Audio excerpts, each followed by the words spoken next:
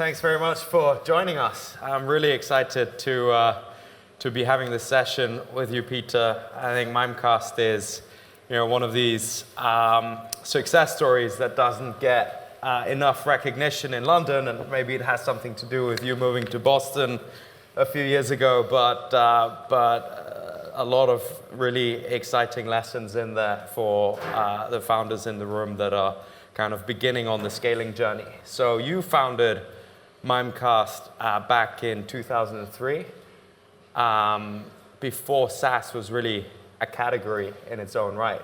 So how has the SaaS landscape evolved since you got started? Are you still getting pushback on this whole cloud thing? How was it back then, and what have been the big kind of changes? Yeah, thanks, Ari.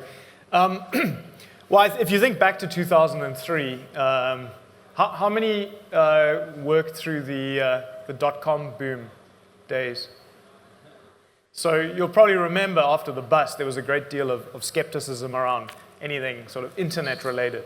So to a naive South African, that seemed like the perfect time to start a software business that was going to be focused on the internet.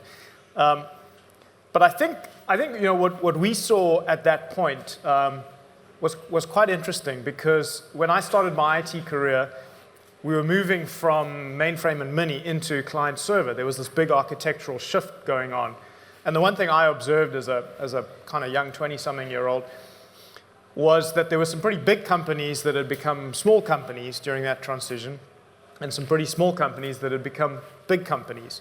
And largely, their success had been about placing their bets on the right side of an architectural shift.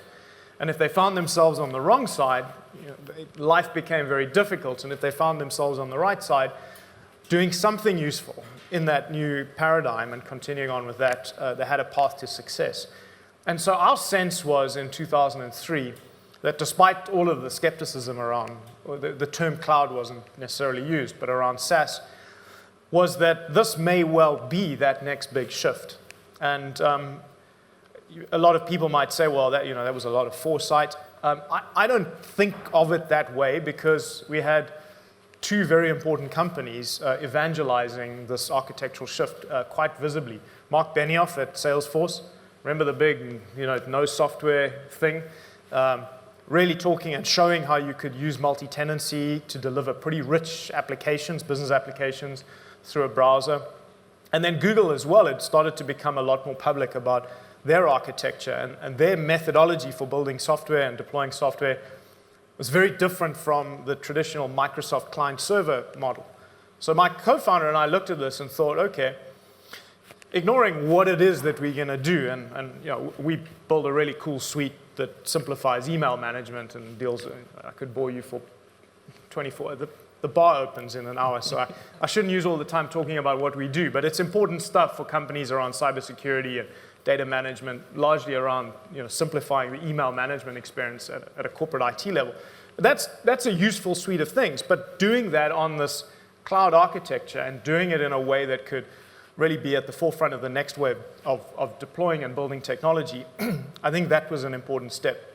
Now, naturally, when we started out, big companies were not adopting cloud and SaaS, so by definition, and also our solutions were far less mature than they are today. So we had to start off eating the market from the bottom up. And I think because of that, because we were betting on a very long, sort of intuitive sense of how the market was going to move, we also had to make sure that we had patient capital on board. Because we felt very reticent to go to professional capital at that stage, because on that uncertainty curve that we saw earlier, we didn't know how long that thing was going to be. We didn't have the luxury of saying, well, it's a 2-week thing or it's a 6-week thing. We really had no idea, and we were sort of quite honest people, so we didn't want to make up stories. We also knew that if we made up stories and took them to venture capitalists, that they would probably crucify it, wouldn't you guys? Would Probably. Index would never crucify anybody. No. But if they didn't come true within the sort of time frames, then there'd probably be dire consequences. So having a very long or a runway for a gestation and incubation period was very important to us, given that long bet. But needless to say, having gone through that path, I think we all know that today, cloud is mainstream. 15, 16 years later, we're in a really good place because of those architectural bets. And so one of the things that a lot of young companies struggle with as they look to scale and gain adoption is building trust and building brand. And especially if you're selling, as in your case, security products, that becomes really important. So what were some of the early decisions that you made to kind of help build that trust and establish yourselves as a trusted partner to your customers? Yeah, I think that's a very good point because particularly in cybersecurity and in the work that we do, which is we're a mission-critical service. We sit in line of production email coming in and out. We also archive data for tens of thousands of companies. We store a lot of information. I think having that, it starts off with having integrity yourself and hiring people and the organization, having people that have integrity, that value trust, that understand trust, that have probably in their own personal lives made sacrifices, had awkward conversations, done things that inspire trust in those around them. And that's important because in the beginning you don't have a track record, and then you earn a track record over time as you deliver on your promises. And that makes it easier, and you've got referenceability, so reference customers.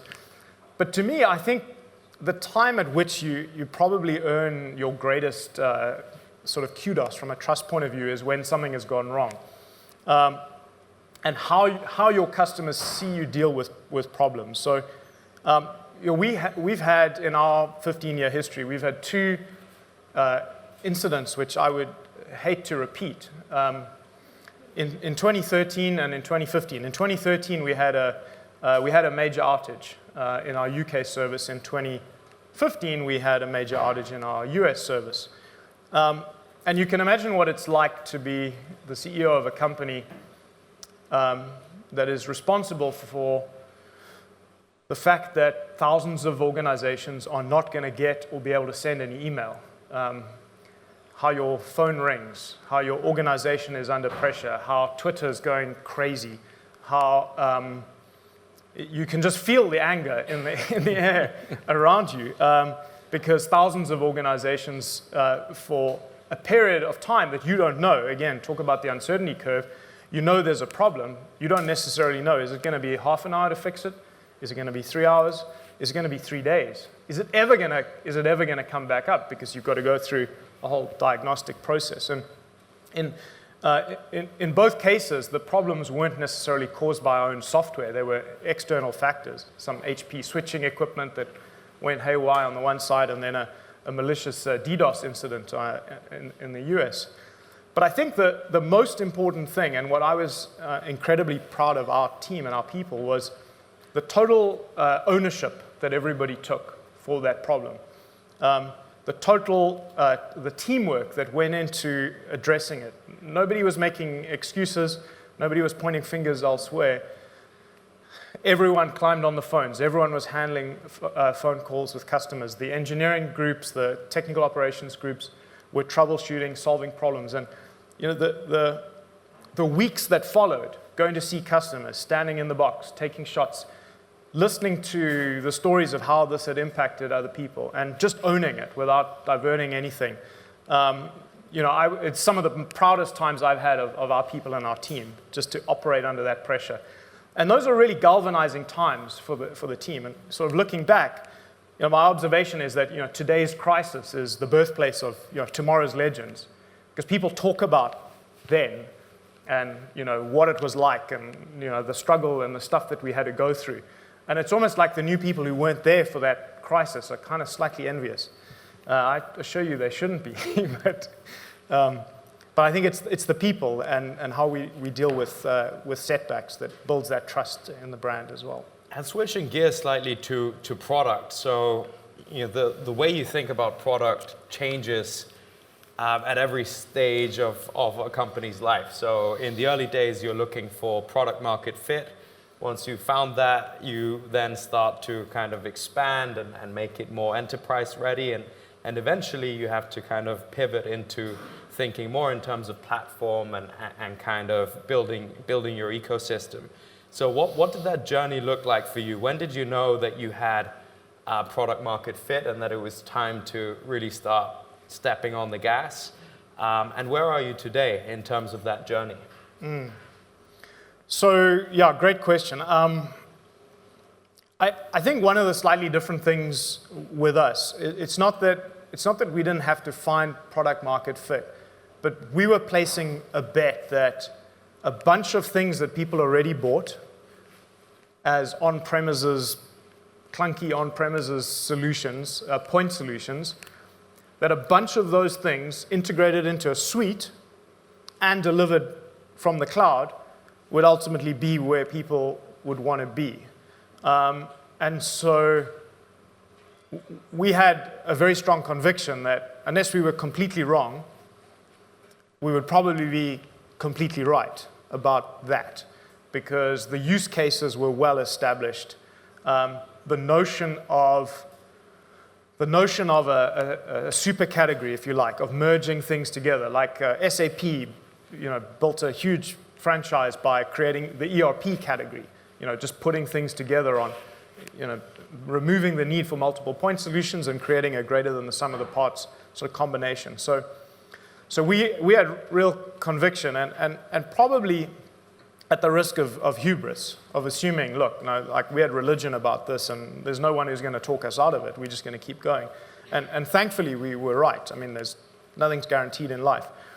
But I think that many people thought we were wrong along the way and said, pick one of these things, or why don't you just focus on email security, or why don't you just focus on archiving? It turned out, our vision was relevant together, much harder to implement. But that journey took some time to build that technology, and we didn't have many things to reference. We had to code and code and code to create a new architecture, to recreate functionality from multiple other strong incumbents. So it was, probably a job for insane people. And looking back, I would never necessarily, all's well that ends well, but the odds are strongly against that sort of approach to doing things.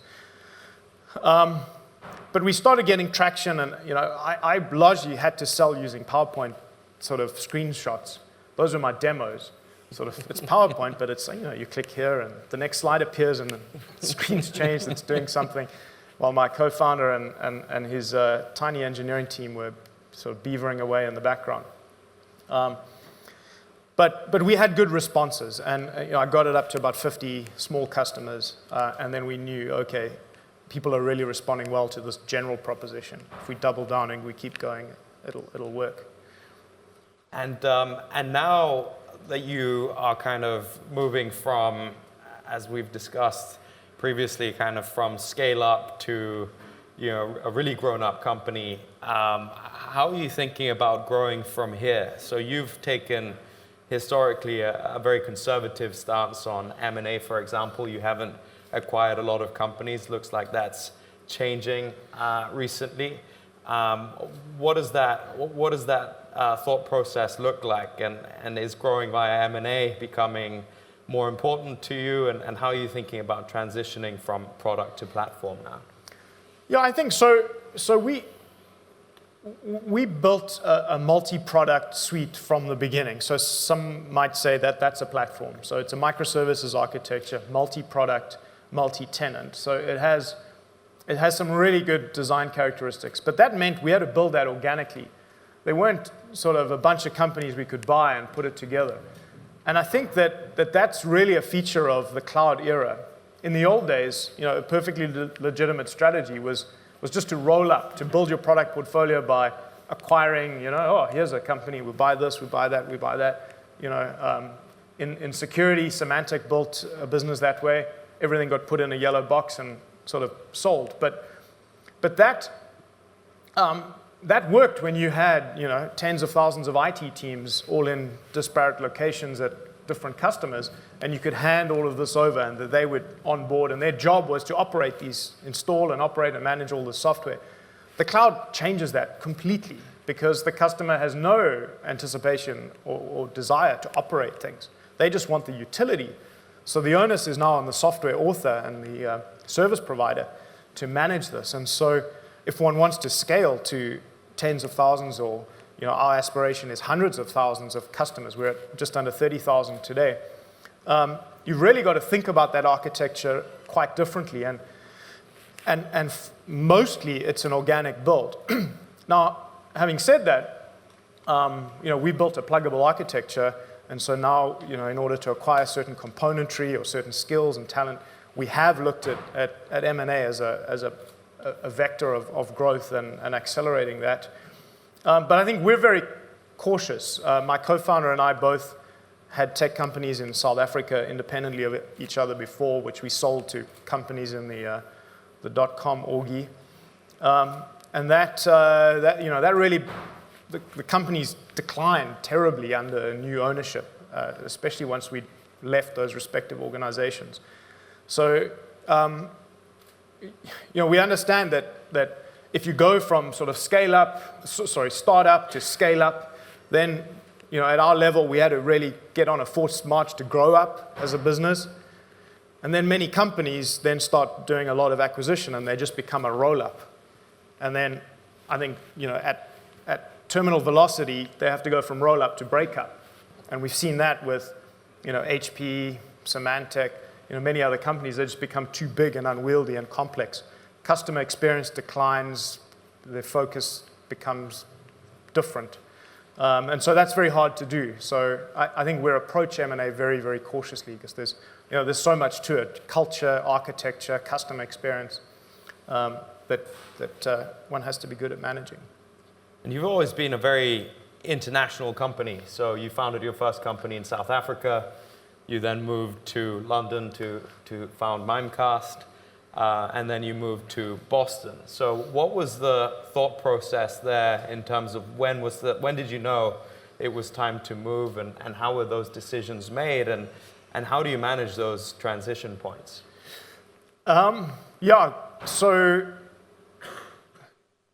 So I think just driven by ambition as opposed to brilliance in any way. It's just knowing that, okay, I think everyone who starts a tech company in Europe, doesn't matter where you are. If you're in the UK, okay, we're going to need to go international. If you're in a smaller European country, definitely you intuitively want to figure out how to go international. So for us as a UK company, a lot of the tech competitors were coming out of the US. So we felt, okay, we have to find a way to be relevant and to go and take the fight to them in the US market. I remember 2007, we were about a 40-person company, and I said to my management team, I think we've got to launch in the US in the next 12 months. And they all thought, you're mad. And it probably was mad. Again, all's well that ends well, but there was nothing guaranteed about it. And a lot of luck and a lot of other factors, helped us survive. But many companies, certainly less now, because I think they're better ecosystems of advice. European funders understand what that cycle looks like better. But back then, mostly British companies would go and find their graveyards in the US and not succeed. So we placed some pretty big bets as a very small company to try and launch. And so beginning of 2008, we did that. But I think it's essential to understand how expensive it is. And I don't just mean in terms of, do you have funding or money and things like that.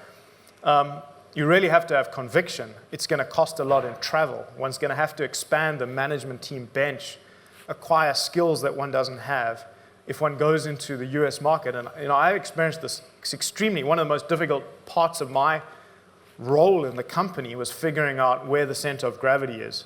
And that sounds like, oh, well, you could just say it's here or it's here. But the implications of where is your management team? Where's the core collaboration and strategy coming from? What does that mean for saying goodbye to executive A over here and rehiring, perhaps upskilling and getting somebody over there? It's very disruptive to your rhythm. So international expansion, generally if your center of the universe is Paris or London, and you're going to go to smaller markets, South Africa, Australia, Dubai, then that's fine. That can be your center of gravity. If you're going to go to North America, certainly in my experience, that's another order of magnitude shift because that cannot be a thing on the end of your spoke out there. The center is most likely going to shift there. And the sooner you figure out what that is going to look like and how you're going to get there, the better. I screwed it up horribly. It took me about 3.5 years to figure out. Almost cost me my job, as I stumbled and sort of fumbled my way through figuring out what needed to be where. So, and if you had to do that again, how would you do it differently?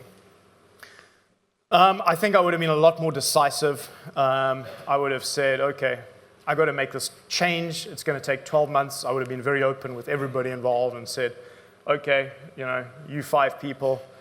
I need 2 of you in the US. I did that with my CFO. He moved over just after a year after I did. But I would have said, this is who I need. The rest of you, please hang around. Here's some money to stay. But I'm going to replace you, and I want your help and support in replacing you. And I'm going to hire executives in the US that do what you do, and we're going to run it from there. And I'm going to look for talent that's done this at a bigger scale.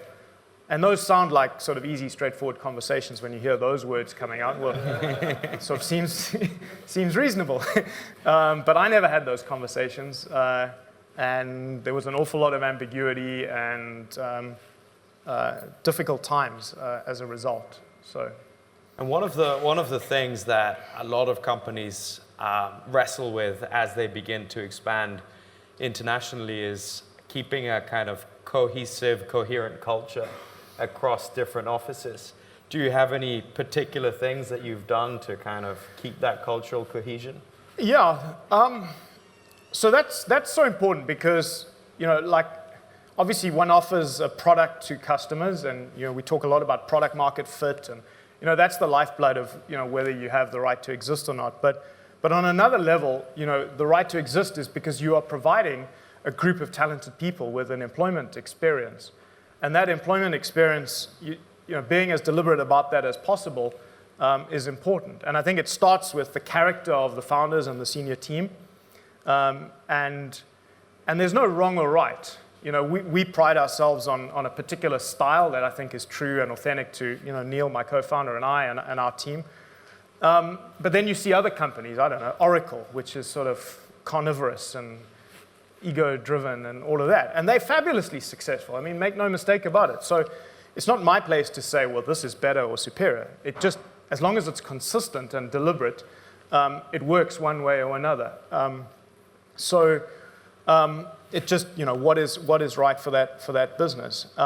So for us, from an employment point of view, the one things that we've been very clear about is we want to provide 3 things. One is the place that you can do your best work at. Secondly, the place you can do the best teamwork at. And thirdly, when you look back, you will recognize, because you often don't know at the time how much you're learning, sometimes you have to look back on it. When you look back on your time working at Mimecast, you will have done your greatest learning as well as a professional and an individual. So we're very focused on that and on maintaining that. And part of that formula is building a culture where individuals are as vested in each other's success as they are their own. And I try and talk about that a lot, is we want you to feel like you're sitting in a place where the person next to you is as interested in you being successful as they are in themselves, and vice versa. And, I've been asked the question when we were 50 people, well, how are we going to maintain this culture and this sort of feel about the business when we're, 300 people? And then when we were 300 people, you'll ask the same question, and now we're 1,200 people. People still ask me, how are we going to maintain this culture? And so that's exciting for me because A, it means that we've probably still got it. And secondly, people care about it still, which means that, there's a good chance of maintaining it. I think it's built on hiring practices fundamentally, but it erodes. I read something somewhere that, culture is defined by the worst behavior that will be tolerated by the organization. And so being intolerant or calling people out on inappropriate behaviors or things that don't fit and rewarding those for good behaviors, That's natural. I think, one of the things that's quite close to me as a founder of a growing company, and maybe something for this group to think about, is your early employees. You get these really sort of precious, valuable people that you gather around you, and they're part of the early journey. And often you'll hear well-intentioned things in presentations about, well, the people you start the journey with may not be the people that finish the journey with you, or startup people aren't suitable for scale-ups and all that sort of stuff.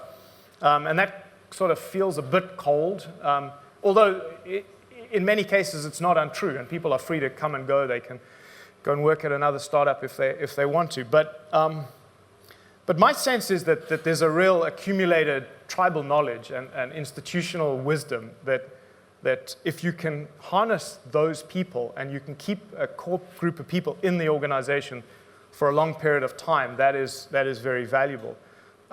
It's also fun. It's also enjoyable. It's nice to me to work with someone that that I've worked with for the last 10 years. It's far better than sort of, okay, let's just keep changing the set here. So we did something quite interesting the other day. In fact, we copied this from Tom Siebel. Siebel had this thing as they grew. They created this thing called Founders Circle, which sounded a bit wanky to me. So, so we called it the first 25, also known as the worst 25. But the first 25 is our 25 most tenured employees. And so we did this gathering. We got the sort of 2.5-day thing at a fancy hotel here in London, the Langham. Very nice there, by the way.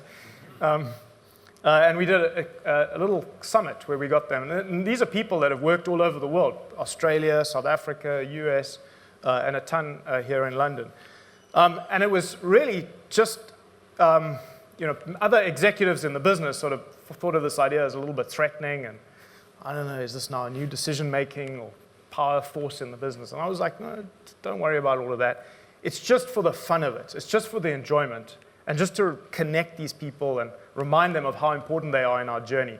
And it's everyone from, the guy running Australia to someone who's still working on the help desk that started there way back when. And it was such a special and valuable time.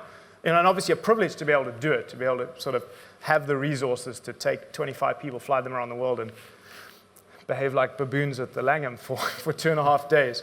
But it was a really good time, and I think it brought us a lot of goodwill and made these people more mindful of the special contribution that they have to being successful, sort of ambassadors for successful global growth at the company. Because in the absence of that, those people can also, become liabilities.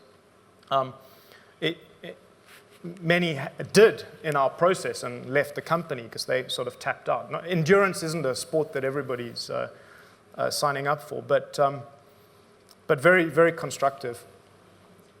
So on talent, let's talk compensation. So at Index Ventures, we recently published a piece of research on rewarding talent, where we did a study across geographies on kind of stock option practices and rewarding employees, and what we found was that in addition to culture, one of the most important ways of attracting and retaining the best talent is to offer generous options plans. So you have some contrarian ideas in some ways on options, and so how have you approached that question, and what have you found to be most effective there?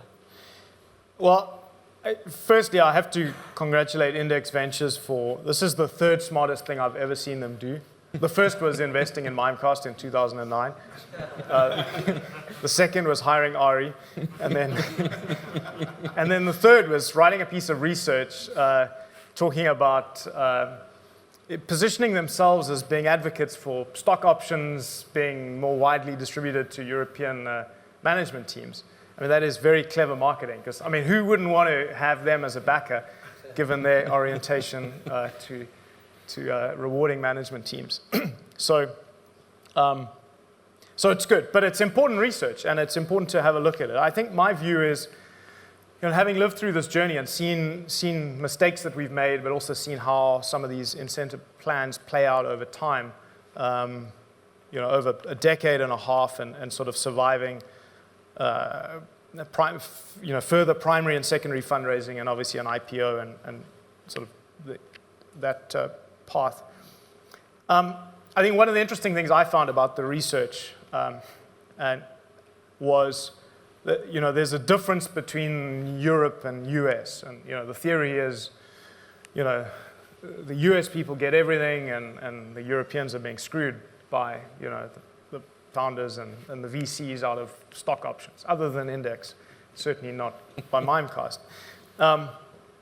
So immediately my response was, well, okay, I think generally as a rule it is true. If you start in Silicon Valley and as you move west, generally the emphasis on stock options sort of changes from being high, sort of medium and lower. That's certainly my impression. And it's changed over time. It's become sort of a little bit more level.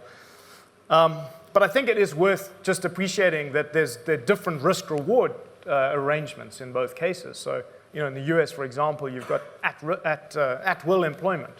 Literally, your boss could walk over and say, "Hey, Ari, just bye. Pack up, clear your desk. We don't feel like you working here anymore." Okay, of course, there are all sorts of, he could claim, I'm picking on him because he sort of, wears Adidas sneakers, and therefore I must pay him $10 million compensation.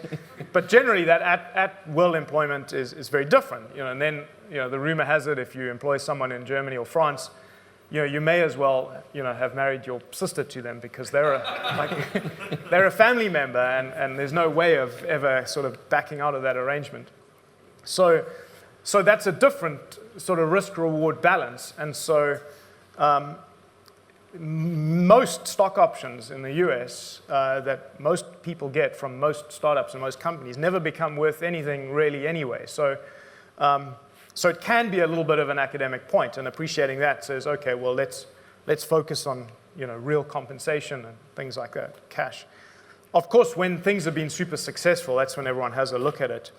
So I think getting those things in balance, and not just saying, well, we want to be the company that gives everyone the best of everything. Company car, company flat, massive base, huge bonus, stock options, pension, healthcare, everything. You can't have the best of everything. You've got to pick what's important to your employees at that time.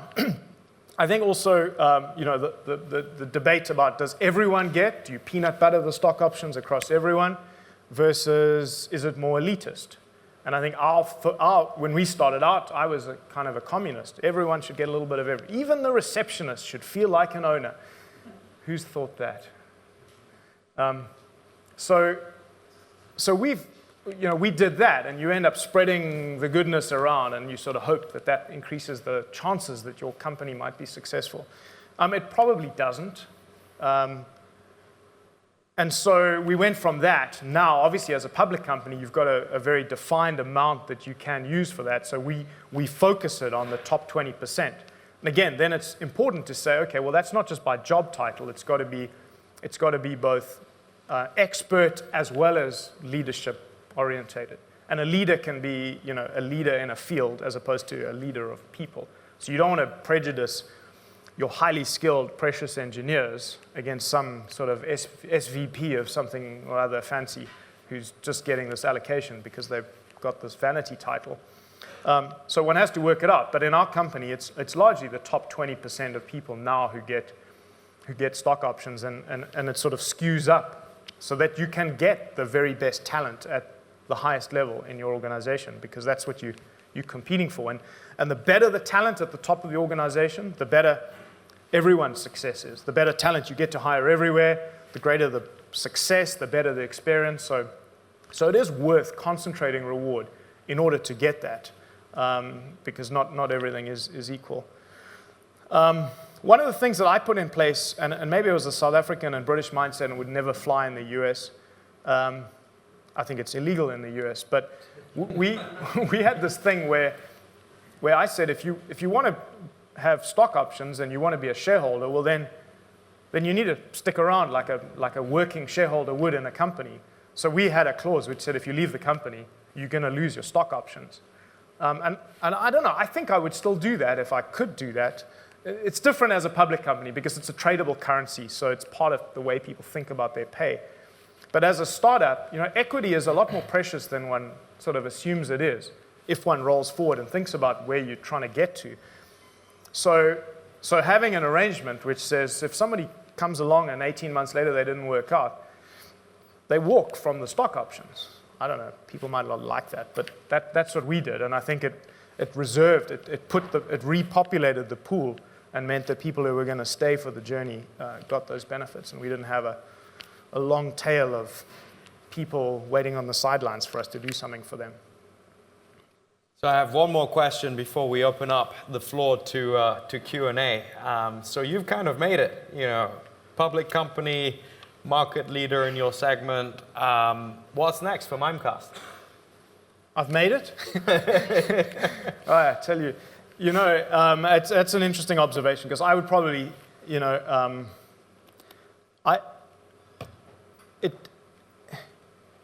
there is no having made it, really. I think it was, who was it who said, do you struggle well? Was one of the speakers this morning. That's really it. I mean, you're signing up for a struggle. A bigger company, sure, I don't know, we have $140 million in the bank as a company, and we have a nice market cap. All of these things are temporary. You're just trading one form of problem and one form of struggle for another.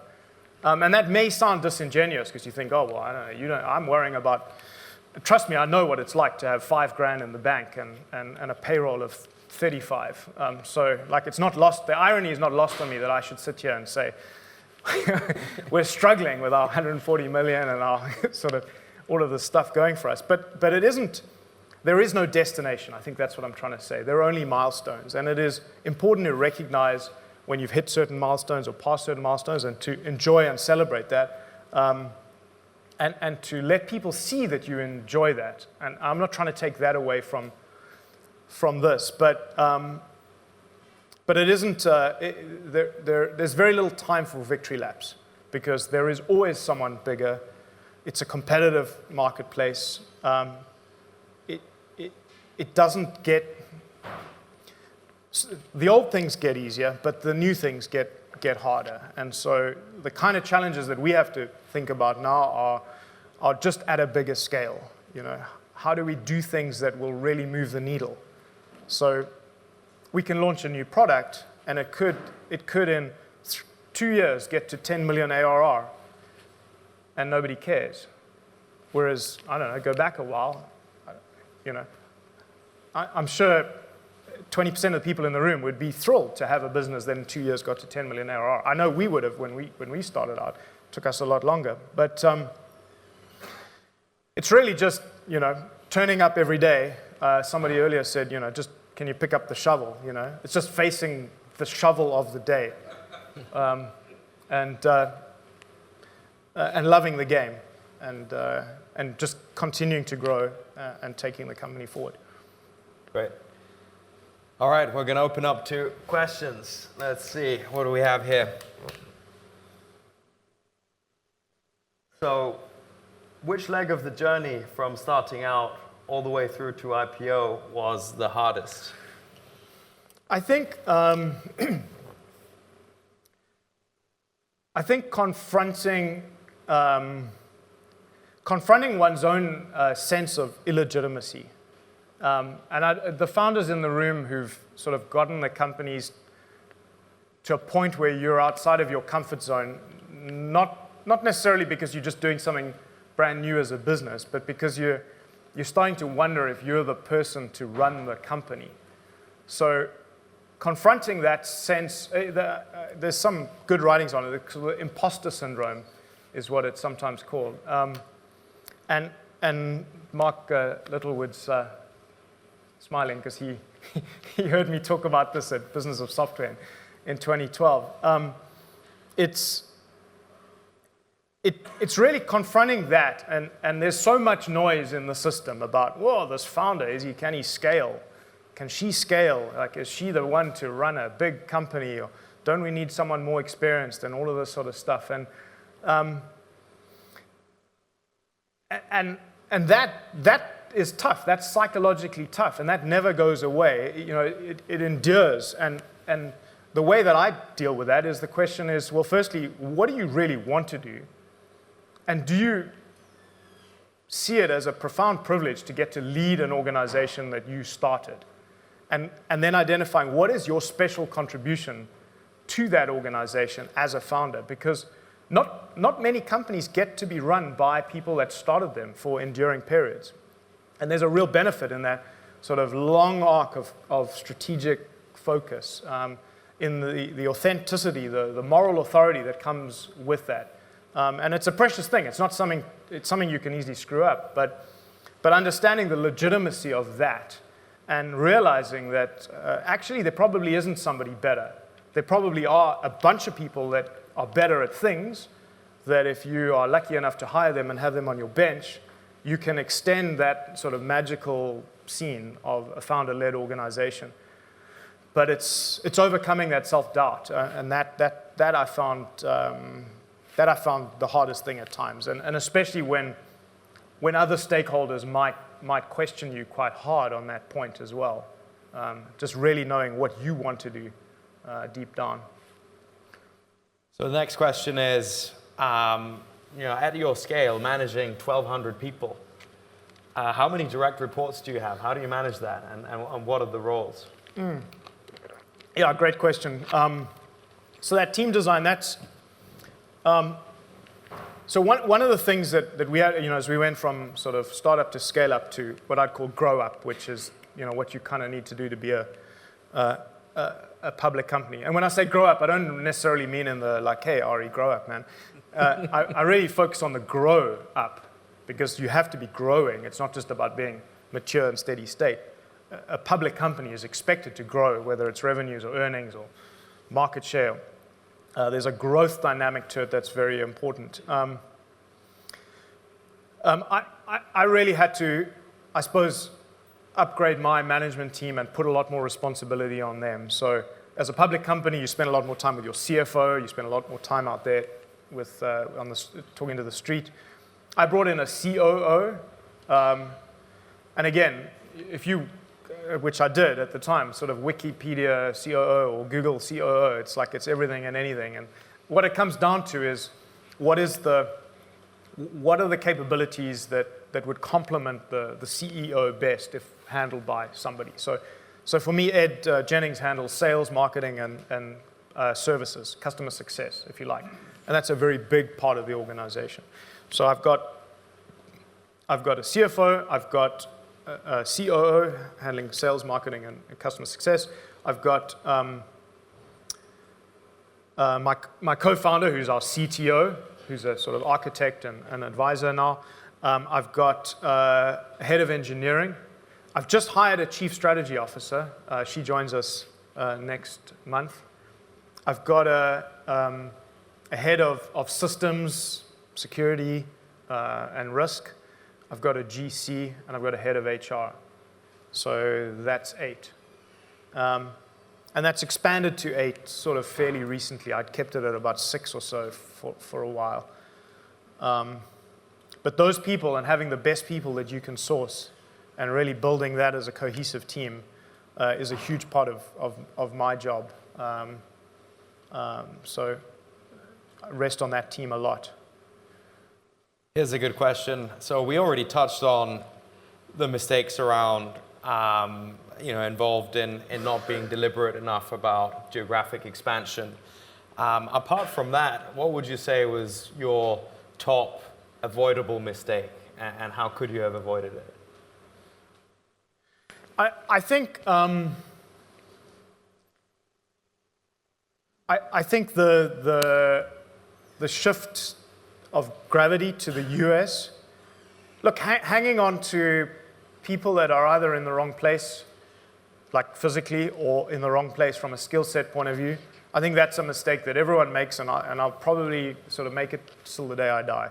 It's just how quickly can you act on that? Do you leave the wrong person in the wrong place for 3 months or 3 years? Because the difference can be profound. So I don't know. Try get it addressed.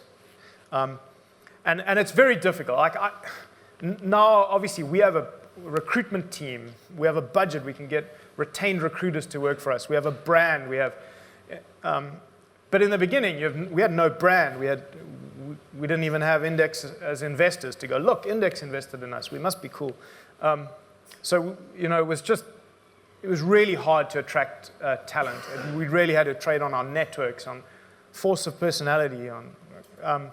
So having access to a talent pipeline so that you can feel freer to make those sort of drafting and team selection decisions is very important. So resourcing that and getting a strong sort of HR partner to work on that is important. I think the other thing for me was underestimating the importance of board composition. So I had this sort of naive approach of, hey, find some sort of experienced grey helmet who's done corporate life, who'd be a sort of non-exec, and let's give this guy something. And then, they ask for 5% or 10% of the company to do it. And, it all sounds very sensible. And again, it's part of this calculus in your head of, oh, well, maybe that'll just sort of increase our chances of success by a little bit.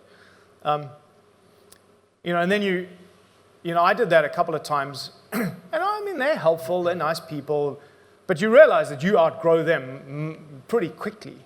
And actually, they don't really have a great deal to offer. And then you end up sort of living with certain of those people. And it's not always bad. I mean, I've got a fabulous non-exec independent director who's a good corporate UK guy who's helped us tremendously over time. But I've also been through cycles where you really put too much capital in what this sort of non-exec will do. And then I've made mistakes like delegating my relationships with my investors to these people and having them manage the relationship with VCs and other board members, sort of, well, let me handle the board relations and I'll focus on the running the company. Bad idea. As a founder CEO, you want to be really close to your venture investors in particular. So if I had to do that again, I would much more carefully select my non-executive contributors. You want to have non-executive contributors as a good counterbalance to venture directors. Because venture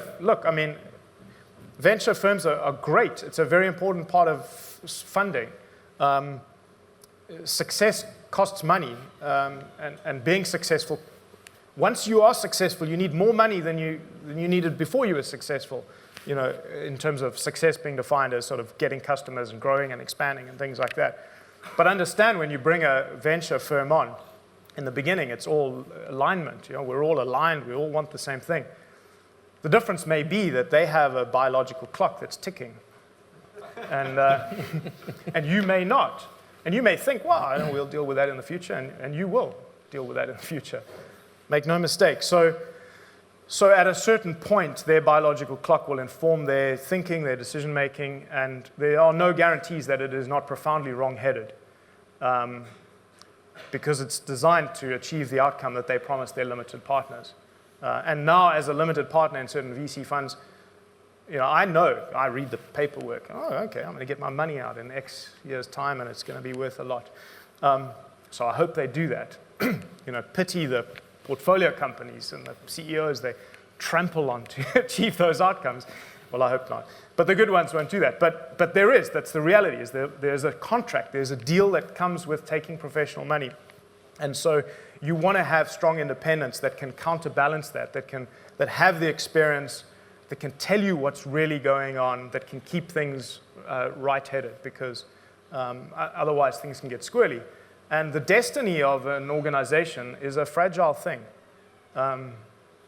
Great companies don't become great companies by accident. It's a hard-fought battle to retain that strategic path over a long period of time. And it is profoundly about the people that are involved. So building a good board is important. And choosing investors carefully is important. Go Index. Brilliant. On that note, please join me in thanking Peter for joining us. That was phenomenal. Thank you.